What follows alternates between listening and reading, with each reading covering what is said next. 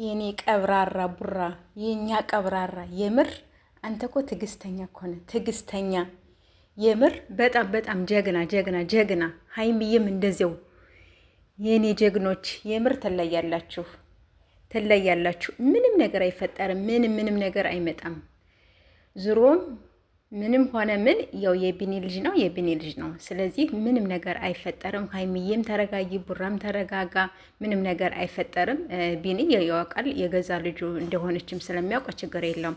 ሰላም ሰላም፣ ውድ ቤተሰብ እንዴት ቆያችሁ? እንዴት ናችሁ? ያለው እግዚአብሔር ይመስገን። በድጋሚ ተመልሼ መጥቻለሁ። ስትገቡ በላይ ግቡ ማለት ነው። ስለዚህ የኔ ወዶች የኔ ምርጦች ማለት ነው ምንም ነገር አይፈጠርም። እንግዲህ ቢኒም ቢሆን በጣም በጣም የዋህ ልጅ ነው።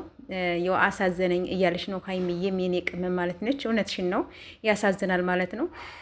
እና እዩ ተብዬዋ እንግዲህ ቀጥታ ነገ የውሳኔሽን ተነግሮሻል ማለት ነው። ስለዚህ ቀጥታ እዚያው እንደመጣችው ወደ ዲኤን ነው የምንሄደው ብሏል ማለት ነው።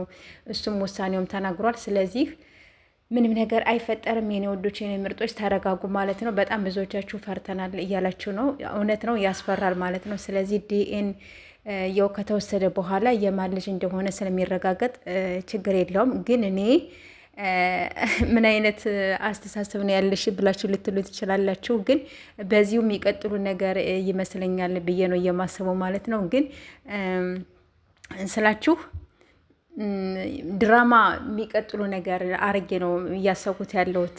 ገባችሁ አይደለ? ቢኒንም እንግዲህ ለማሳደግ እዩንም እንደዚያው ለማሳደግ ሲሉ ይቀጥሉበታል ብዬ ነው የማስበው። ገባችሁ አይደለ? ስለዚህ በቃ ድራማው ይቀጥላል ብዬ ነው የማስበው ማለት ነው።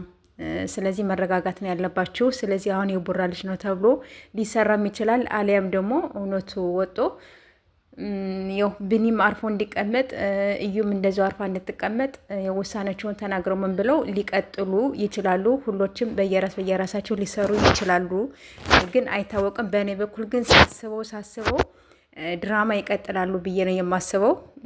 ካልሆነም ደስ ይለኛል። እዚያው እንደዚህ እንደሆኑ ጨዋ እንደሆኑ ቢቀጥሉም ደስ ይለኛል ማለት ነው። ጋይሶች የምሬን ነው የምላችሁ። ግን የሚያስፈራ ነገር ነው እየታየኝ ያለው ማለት ነው።